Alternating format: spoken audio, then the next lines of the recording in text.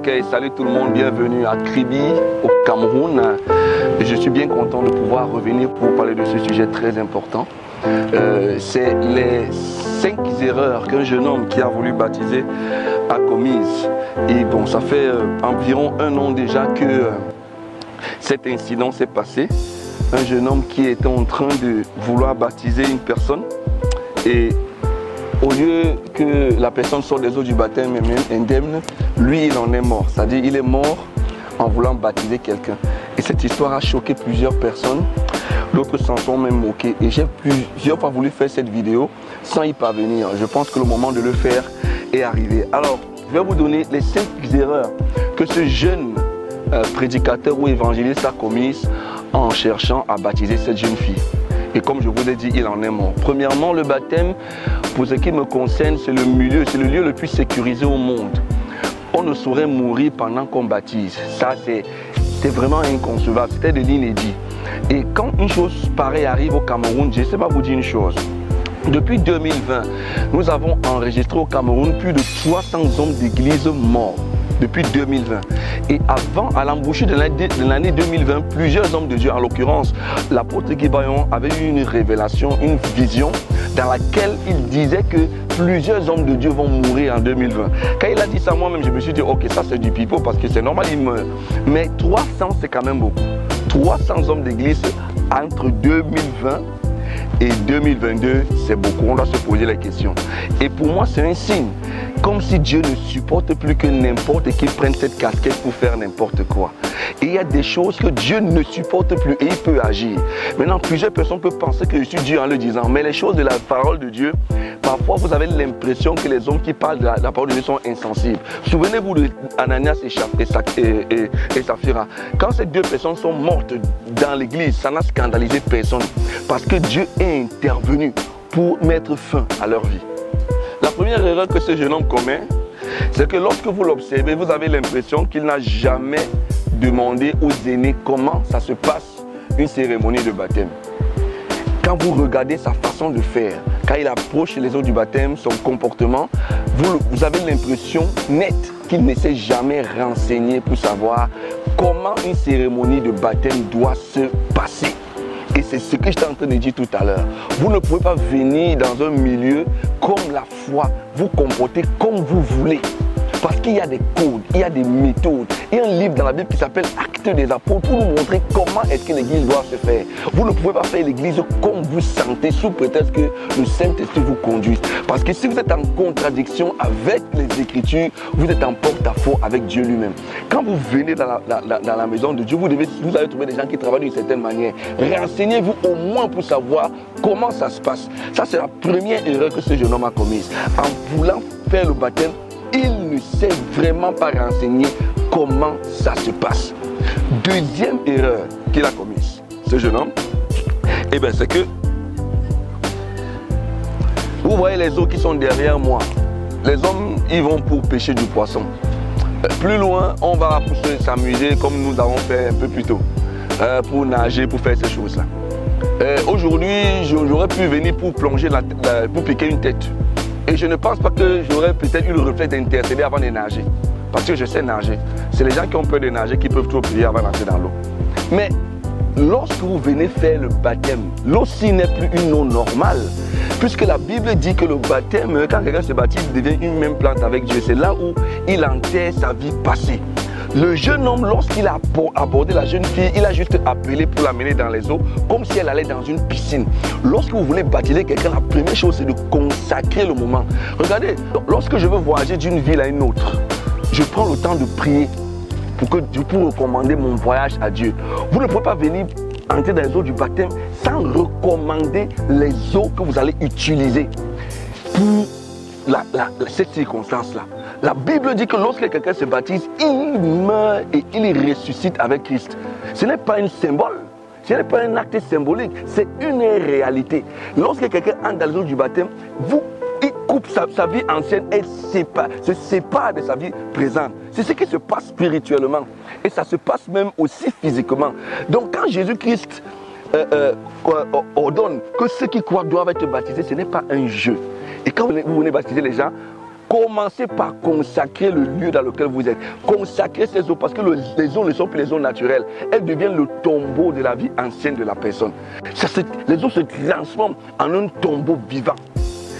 Donc ça c'est la deuxième erreur que ce jeune homme a commise. La troisième erreur qu'il a commise, la Bible dit que en confessant leurs péchés, lorsque les gens venaient aux eaux du baptême, ils se faisaient baptiser par la suite. Lui, il a appelé la jeune fille et il a prononcé une formule. Au nom du Père, du Fils et du Saint-Esprit, en obéissance à la parole de Dieu, je te baptise. Et puis il a pris, il a trempé dans l'eau. La fille n'a pas confessé ses péchés. Lorsque vous venez dans les eaux du baptême, la personne qui se fait baptiser doit confesser ses péchés d'abord. La Bible dit que les magiciens jetaient même leur talisman et leur livre de magie en venant aux eaux du baptême. Le baptême n'est pas un endroit où on vient juste comme ça, on entre là-dedans. Non! En confessant leurs péchés, les gens se faisaient baptiser. Et la fille est entrée dans les eaux du baptême sans rien confesser du tout. Qu'est-ce qui prouve qu'elle est une fille repentie? Non, même si c'est votre amie avec laquelle vous marchez tous les jours dans votre jeunesse, dans votre environnement, lorsque vous voulez la faire entrer dans les eaux du baptême, peu importe ce dont vous avez parlé la veille, elle doit d'abord confesser ses péchés sur place. Et pour ce qui concerne le jeune homme, la fille n'a rien confessé. C'est une erreur terrible au baptême. Elle n'a rien confessé. Et la confession pendant le baptême, c'est une confession publique. C'est une confession publique de ses péchés. Ce n'est pas une confession secrète, c'est une confession publique. Les gens qui viennent se baptiser confessent leurs péchés et s'engagent publiquement à servir Jésus. Ça, c'est la troisième erreur. Alors, la quatrième erreur qu'il a commise, c'est sa façon même de baptiser la jeune fille. Ce qui a physiquement entraîné la mort du jeune homme. Sa posture par rapport à la jeune fille. Quand il appelle la jeune fille, il dit la formule au nom du Père, du Fils et du Saint-Esprit. Il se met derrière la jeune fille. Vous voyez? Les eaux arrivent à la jeune fille peut-être au niveau des cuisses. Là. Les eaux lui arrivent au niveau des cuisses. Et ouais, quand l'eau arrive au niveau des cuisses, c'est pas évident de baptiser une personne qui vous dépasse en taille. La meilleure manière de baptiser quelqu'un, lorsque les eaux arrivent aux cuisses, c'est que vous devez permettre à la personne de fléchir les genoux, de se baisser. Quand la personne se baisse dans l'eau, elle ne pèse plus de tout son poids et vous pouvez la faire basculer plus facilement. Mais lui, c'est pas ce qu'il a fait. Il s'est mis derrière la jeune fille. Ce qui fait que lorsqu'il a voulu baptiser la jeune fille, il a reculé. Et vous savez que le sable qui est dans l'eau, quand une vague passe, elle fait descendre le sable. Il a reculé et il s'est enfoncé. Il a perdu l'équilibre. Et il ne savait pas nager de surcroît. Il a perdu l'équilibre et comme il était derrière la fille, il a fait basculer la fille. Ce qui fait que le poids des deux a fait un creux autour d'eux avec le sable. Vous ne pouvez pas baptiser quelqu'un en vous mettant derrière la personne. Vous devez vous mettre en biais à côté de la personne.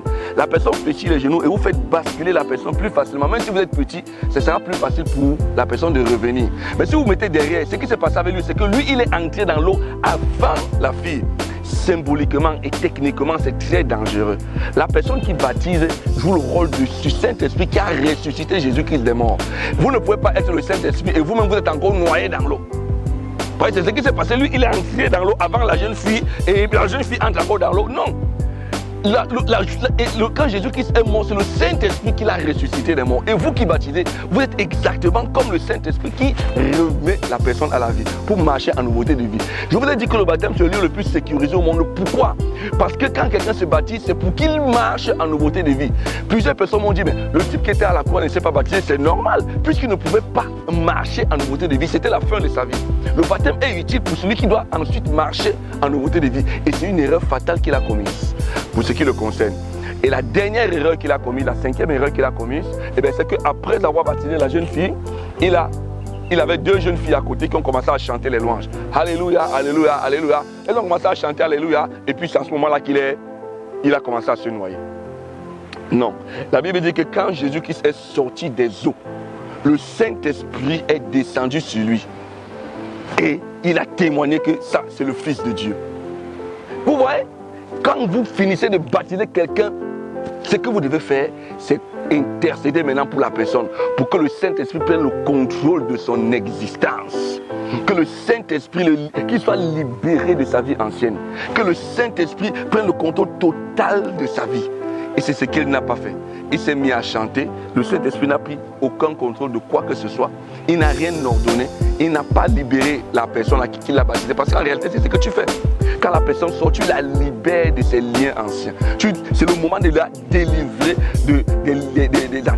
d'un attachement néfaste à sa famille, à son environnement, à quelques malédictions qui puissent subsister dans sa vie. C'est le meilleur moment de la foi de quelqu'un. Le baptême n'est pas un acte symbolique et ce n'est pas un jeu. On peut en mourir.